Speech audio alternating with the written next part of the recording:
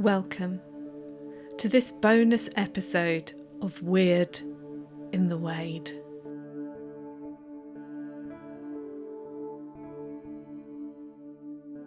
In bonus episodes, I'm able to follow up on stories previously covered.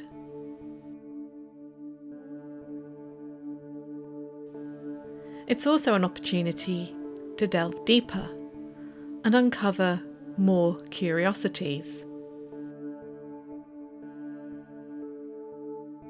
It's a chance to talk with different people and hear different points of view.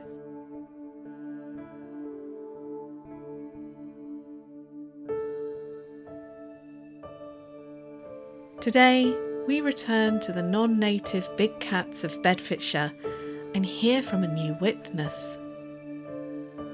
We'll catch up again with the wonderful Welsh storyteller Owen Staton. So grab a cuppa if you can, sit back and enjoy this bonus episode of Weird in the Wade.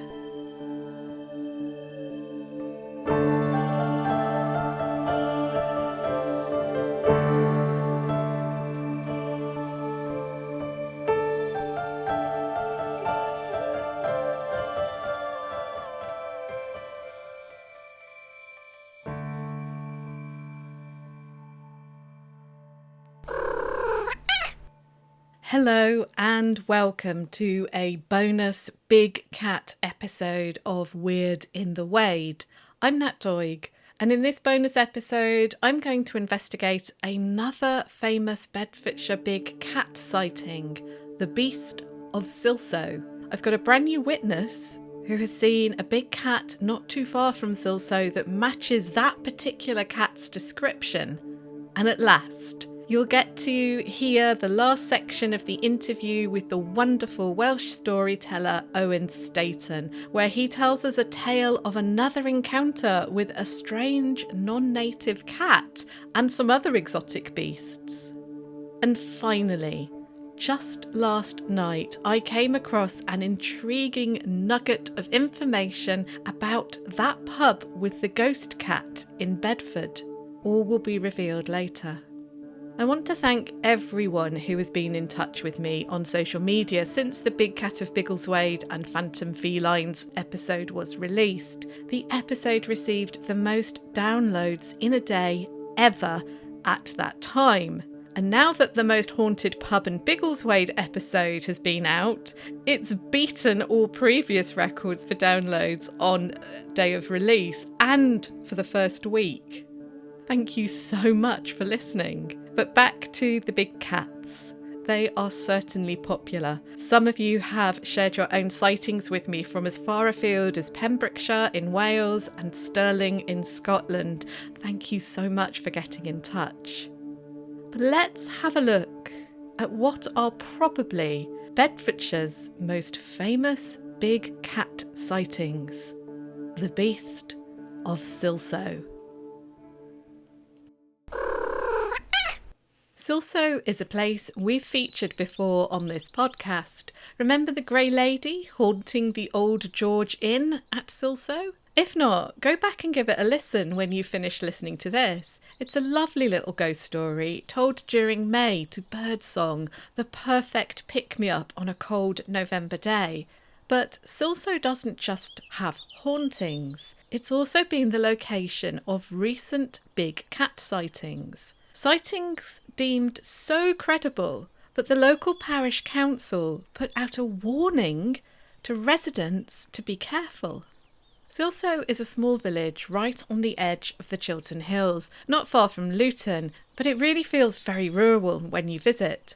The magnificent Rest Park is on one side of the village, and surrounding the rest of the village are open fields, gentle hills and woods. It's about 15 miles away from Biggleswade.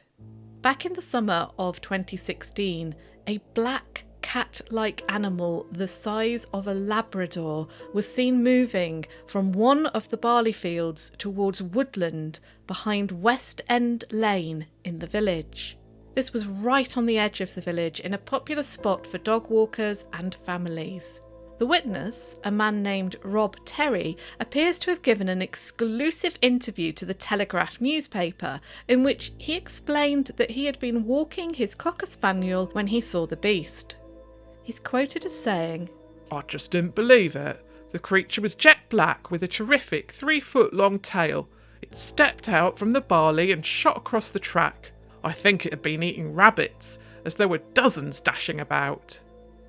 Concerned for the children playing in the area, he reported his sighting to the RSPCA, who, quite bizarrely, told him to not feed the creature.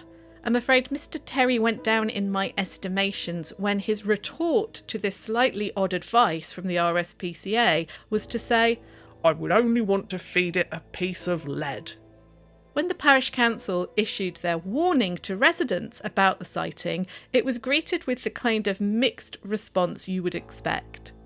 Many joked about it, but others shared information about other big cat sightings in local villages like Barton. One woman claimed that not only had she seen a wild large cat, but she'd seen its paw prints too in the snow. She described them as being 10 centimetres in length and not accompanied by any human footprints. Now, the Huffington Post published an interesting article about the beast of Silsoe, and in it they give some background to why there could be big cats roaming the UK countryside. They cover the change in the law in the late 70s and early 80s that we covered in the first episode. But they have a really interesting claim about the beast of Bodmin. Now, bear with me. I know we're talking about Bedfordshire, but this is relevant. I lived in Cornwall as a child in the 80s, and there were always stories about big black cats being spotted on Bodmin Moor. The Huffington Post claimed that there is a rumour that 3 pumas were released onto Bodmin Moor by Mary Chipperfield of the Chipperfield Circus family back in 1978. Now, Mary Chipperfield's husband later denied this after her death in 2014. Mary doesn't have a good track record when it comes to animal welfare or safety. In the late 90s, she was convicted of 12 counts of animal cruelty towards chimpanzees. But the rumour is that she publicly claimed that she released the pumas because she couldn't bear to send them to a wildlife park, which just sounds utterly irresponsible to me. However, these pumas are clearly not what is being seen around Bedfordshire, but it does at least give some weight to that argument that some irresponsible owners have released big cats into the wild in the past. The most recent sighting of the beast of Silsoe I found was some video footage on Twitter recorded by a runner around the Woburn area of Bedfordshire in 2019. Woburn is about 10 miles from Silsoe. I did reach out to the chap who posted the footage, but it doesn't look like he uses Twitter anymore. Having visited Silsoe, I can imagine a big cat lurking there, eating rabbits and hares and other smaller mammals. It is very rural. And then I got a message from Alan, a listener to the podcast, who said he had had a big cat sighting between Silsoe and Woburn, and he was happy to talk about it. We had a chat on Zoom, which you can listen to now. Well, welcome, Alan, and thank you for agreeing to join us on the podcast on Weird in the Way to tell us about your big cat sighting. So, Alan, could you just introduce yourselves? Tell us a little bit about yourself. Yeah, certainly. So I live in Harlow in Essex now, but at the time of this, I was living in Milton Keynes. And I was actually from Bedfordshire originally, from Harlington, born and bred. And so it was quite nice growing up in a little village, you know, going around the countryside. It was just a lovely place to be. So I must admit, moving to Milton Keynes was a bit of a change, going from a small village to a city, but it was nice. And we used to go back to Harlington regularly to visit. So, so yes. You know what? I don't know exactly where Harlington is. Is it over sort of the west side of Bedfordshire? Do you know Toddington? I vaguely know Toddington. On the junction, was it junction 12 of the M1? If you get off at junction 12, go left to Toddington, ignore that, go right instead towards Flitwick. Yes, and yeah. Harlington's just before Flitwick. Oh, it's just before Flitwick. Yep. Yeah, not far from there. Yeah. No, definitely. We used to, in the 1980s, go to the big superstore at Flitwick. I think, was it a big Yeah, the Tesco's. Tesco? Yeah, the big Tesco. Half the So size of the town. yeah, it was in the 1980s. They were really new, weren't they? So Very it was a really different. big thing that there was this massive superstore at Flitwick. So yes, I will probably have driven through or around Harlington in the past because we were coming over from Henlow. You So probably saw driving that signs way. at some point. Yes, definitely. Brilliant. So I'm glad we cleared that up about where it is. But that's a lovely part of Bedfordshire over there. It's not quite as flat and featureless as it is over my side of Bedfordshire. You've got a few more hills and things over there. It's very pretty. Yeah, we're not far from sort of Sharpenoe, Clappers and other places. So it's quite good for wandering around. Definitely. So tell us about your sighting that you had.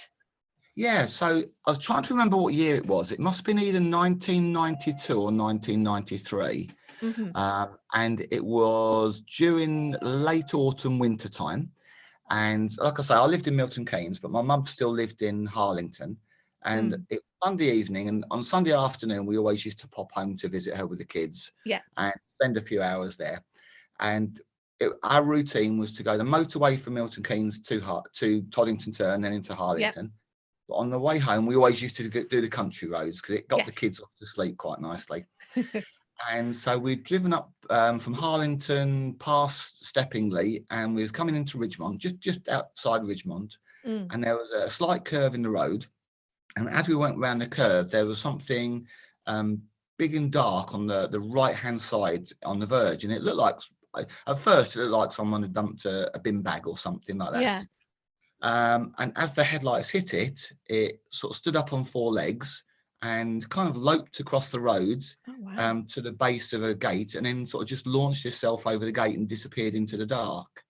Wow. So it was quite interesting because although we only saw it for maybe about 4 or 5 seconds, really, but by the time we got close to it, we were quite, we were like 15 or 20 feet away from it before it jumped over the gate and disappeared into the dark. So it was in the headlights for that period of time as we got, like I say, really quite close to it. And I'm guessing then you weren't by yourself, so you weren't the only one to see it. No, the kids were asleep, and so my wife and I were both like, well, that was different. And like I say, I grew up in a village, so I know what foxes look like, and we had deer roaming around the fields and things. So I know what those were, and it just wasn't any of those. No. Wow. And it was dark. Yeah. So in colour. And did it have a tail? Yeah, remember? It was, I would have said it was probably about the height of something like a Labrador, that sort of size dog. But it was very dark colour, and it didn't have the muzzle of a dog, it had quite a snub face. And the tail was one of the things I noticed most because it was like very slender. It wasn't bushy. It was quite sleek and sort of followed the movement as a cat as it crossed, or the animal as it crossed the road. And of course, in that area of Bedfordshire, there have been quite a few sightings over the last sort of 20, 30 years of a black beast of some sort. Most people say it is a cat. Certainly around Silsoe and around that side of going towards Woburn, even going down as far as towards places like Luton and Milton Keynes, there's been sightings of a sort of dark cat. So you're in the right area for those kinds of sightings. I'm guessing, did you tell anyone at the time after you saw it? Well, like I said, that was a Sunday evening. On the Monday at work, we were sitting in the tea room, and I just happened to mention I had a weird thing happen to me yesterday, and I was talking about what we'd seen, and most people just weren't taking any interest. But one of the guys I work with, a guy called Ken, he, as a kind of like hobby or pocket money, he used to do beating at the Woburn Abbey shoots. Yes. And he kept saying to me, so how big was it? What colour was it? And after everyone had gone, he come to me, he said, I think I might have seen that. And he said that a couple of years before, he was doing the beating at the shoot, Yeah. And he was if I remember rightly, he was the last one on the left of the line. Uh-huh. So next to him was the part of the woodlands, the copses. Mm-hmm. And he said they'd been going for a couple of minutes, putting the birds up for shooting. And he said, I saw something out the corner of my eye. And he said, I looked over my shoulder, and he said there was something going through the bracken. Yeah. And he said it was, and he said, I didn't know what it was at first. I called to the guy next to me and said, did you see that? And he said, no. He said, but it was, he said it was almost like I think he said it was like slinking away or creeping away through the bracken, like it didn't want to be seen. Amazing. And that was in a similar area then? Yes, because if it was at Woburn. Yeah, so that had just been a couple of 3 miles away from Ridgemont, where I saw this thing. Yeah. Wow. But you kind of left it at that. You didn't go to the newspapers or anything like some people do. No, I think, oh gosh, I thought about it. I thought, what would you say? Yeah.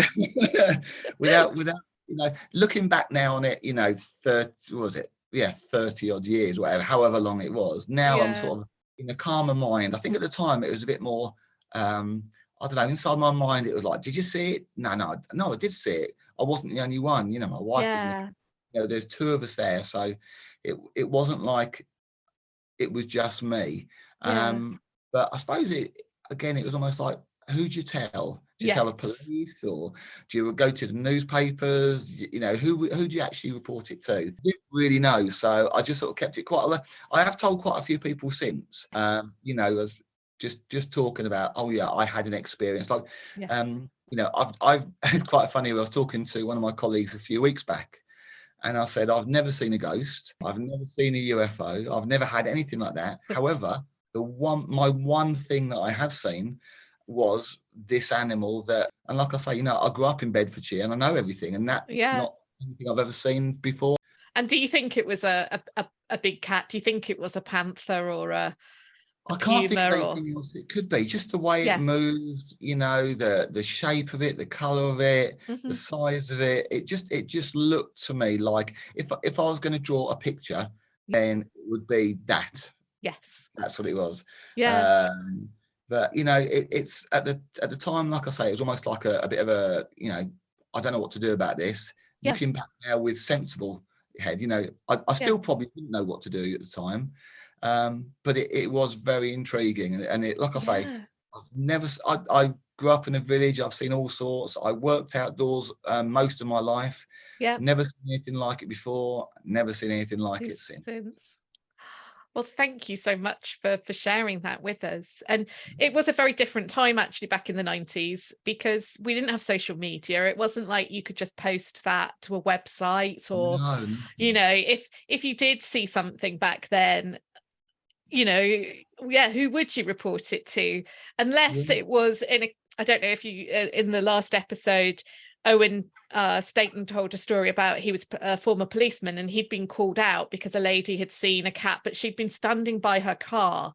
So obviously they'd called the police because they were worried it had escaped from somewhere, and she was actually, standing very close to this cat, and obviously it was very frightening for her. So you can understand in a situation like that why you might call the police.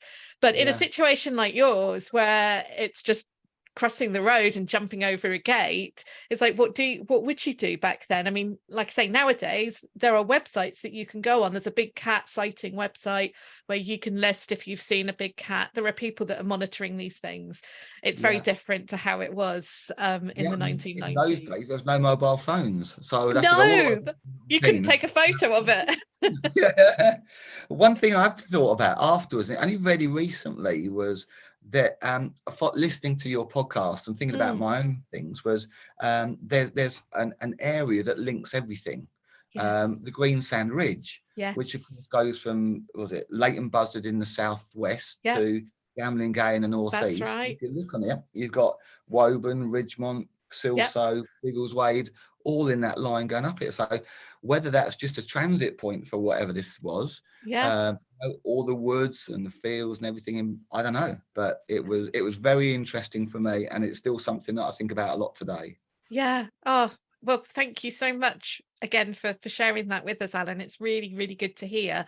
And it's really nice to hear an actual, eyewitness telling their story. And I think you're right about the Greensand Ridge. We have that area across Bedfordshire, and like you say, it kind of sweeps round the county. And there's definitely plenty of spaces that a creature like that could move through and hide in, and yeah, definitely not be seen every day in, if you see what I mean. So Yeah, yeah, it's a absolutely. really good point about the Greensand Ridge. Funnily enough, nothing to do with the big cats, but actually, if you look at a lot of the stories that I've told, they all tie in with the Greensand Ridge, even if they've got nothing to do with cats. No, So I think perhaps there's it's something about it. yes, this is what I'm wondering. And the next episode in November is going to be about the church at Clop Hill, St Mary's, Oh, the yeah, abandoned church. And of course, that's right on the Greensand Ridge. the scary It's one. the scary one. It's on the trail. But yeah, if you look at all of the episodes, they're all actually, even the ones that were around Potton Woods. Although the Greensand Ridge ends officially at Gamlingay, the hills and that raised land actually carries on all the way round in a curve through sort of Potton and then down towards Wrestlingworth. So although it's not part of the actual Greensand Ridge, it's still part of that elevated land. So yeah, I don't know what it is. Maybe there is something about that land. Who knows? Have to But check out the ley lines. yes, yes, have to look into that. But thank you so much, Alan. These big cat sightings are so interesting, and I'd like to thank Alan again so much for speaking with me and sharing his encounter with us. Alan also sent me last night a news report in the Mirror about video footage filmed in Aberdeenshire at a place ironically called Black Dog of a large black cat limping through a field. The person who recorded the footage thinks it's a hybrid panther. There's a link on the show notes on the blog, so you can have a look. And again, I would just like to say a thank you to Alan for all his support, for agreeing to do the interview and for still sending me articles and anything that he finds around big cats. Thank you, Alan. But now it's time to listen to the last section of my interview with Owen Staton, the wonderful Welsh storyteller from the Time Between Times podcast. Previously, he'd shared stories about being called out to a big cat sighting when he was a police officer, and also about a big cat that prowled his childhood neighbourhood. In this last section, he tells some more interesting stories about some exotic animals that he has seen while out walking. Back in the pandemic, I went through a little phase of seeing sort of strange animals because I do a bit of running, and I was literally running along the canal in Neath, which is quite a big town, and I saw a wallaby, and it was at the side of the canal, and I took a photo of said wallaby, and I think I can show you that. But and I went through a phase where this wallaby was seen quite a lot in the area, so there was that, and then I also I was walking in the woods behind my house that I've described with my dog. And I saw the strangest little cat that I sent you a photograph of. Yes, we mustn't forget this. And it was bigger than a domestic cat, but smaller than anything else, but had this grey ball of fur about it and really strange ears, which were flat to its head. And as my dog and I sort of came out on the path, we stopped and looked at it. And I got my camera out and took a photo. It had its back arched, probably because it saw the dog. And then it rushed off into a bush. And strangely enough, as I was saying before we came on air here, last week I was away on holiday, and I was in a place where they had a lot of photographs of different animals from around the world, and I found a photograph of what is called a Pallas cat, which is actually from the Himalayas, but looks remarkably like what I saw up in the woods. So yeah, they're out there. They're definitely out there, Natalie, and that's. You know, it's. I've been lucky to have some encounters. That's the main one for me. The ghost cat, I don't know, could be my imagination. And the other two were ones that sort of affected me quite a lot, really. But yeah, it's been nice to chat about them. Oh, that's brilliant. Thank you. On the wallaby, I remember that being in the news during the pandemic because you had in Wales the village where all the goats appeared. They all came down off the mountains and Yeah, were all in the village. But I that's actually right. read about the wallaby being seen as well. Mm. So I think because of the lockdowns and everything being so much quieter, a lot of these animals that maybe wouldn't normally come into the wild, come into contact with us, felt brave enough to, because there was fewer of us wandering around and driving our cars and just generally doing human things. Mm. And the wallabies actually escaped. Well, some of them did, not far from here at Whipsnade Zoo. I think it was back in the 60s, and they set up a colony and they've just spread across the country. So I don't know if It's your mad, isn't it? wallaby in Wales is one of the ones that originally, because obviously there's been other cases where wallabies have escaped, but yeah, Yeah, apparently wallabies fit in very well to our sort of ecosystem over here and do quite well. yeah, yeah. But yes, it's I been had the fright of my fascinating. life. I could just remember running and then Mm, turning round and seeing that it was at the other side of the canal. So it was probably about mhm. 20 feet from me, but it just stopped and looked at me. And again, I took a photograph of it. Yeah. But it was strange. Yeah, it was really good. Really It good. is such a strange thing to see. To Mm. even when I was in Australia and you see them in the wild in Australia, you're just gobsmacked because we don't have anything quite like that over here, do we? No, no. Oh, it's been fantastic talking to you. Thank you so much, Owen. And you can catch your podcast. Do you want to just tell us, because you've got two podcasts, haven't you? Do you want to just Yeah. tell us a little bit about them? My first podcast is called Time Between Times, and it's a storytelling podcast, exactly what it says on the tin, essentially. But it's all based around mindfulness, really, and sort of us being in the story. So I start the podcast with a preamble, getting us into the state of mind to actually be and empty our mind of all those worries and cares that wander through our mind throughout the day, and to concentrate on the story. And that's called Time Between Times. I do a lot of ghost stories. I do a lot of Welsh myths and legends and stories from all around the world. And the second one is called Spectre of the Sea, which I do with my friend Bethan, Bethan Briggs Miller, who I mentioned earlier on. And that is more of a docudrama where we travel around the coast of Wales, and it has an ongoing story and plot line. And we come across lots of strange characters and strange stories in that as well. So anyone who listens here and is in Weird in the Wade is more than welcome to join me on either of those podcasts. Yeah, and if you enjoy what you hear here, you will definitely enjoy both of those podcasts. They're brilliant. Thank you so much, Owen. Thank you so much, Owen. And coincidentally, there was a TV programme on ITV last week all about the zoo that Owen mentioned in his first interview. Again, I'll post a link in the show notes to it. Owen's latest terrifying Time Between Times episode also includes exotic beasts at the Tower of London's menagerie. So when it comes to strange animals and exotic beasts, you can fill your boots. And finally, I said that last night I discovered some strange information about the pub in Bedford that has a ghost cat associated with it. The pub is one that has had many names and themes over the years, being called everything from the bull-nosed bat to the square and the apt name of the chameleon. The ghost cat was seen in the flat above the pub, curled up on a chair, only to disappear into thin air.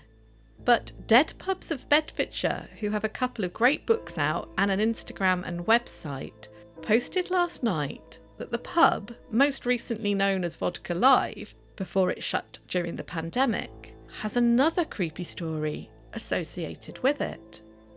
Whilst it was being renovated between one of its many rebrands, a human skull was found in the building.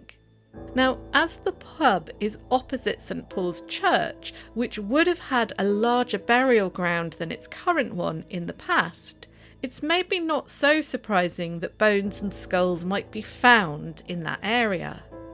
I've not found anything about this after doing a quick search, so I'll do some more digging and see what I can find out. And talking of bones and skulls, don't forget that our next full episode is the tale of St Mary's Clop Hill, known as the Black Magic Church. It's a tale chock full of folklore, rumour, wandering bones, grave robbers, desecration and destruction, magic rituals, panic and poison pen letters, ghosts and ghouls.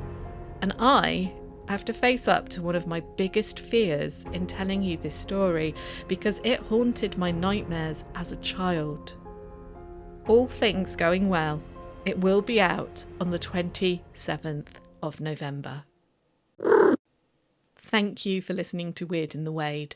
I'd like to say a huge thank you to Alan for sharing his experience and to Owen for sharing his.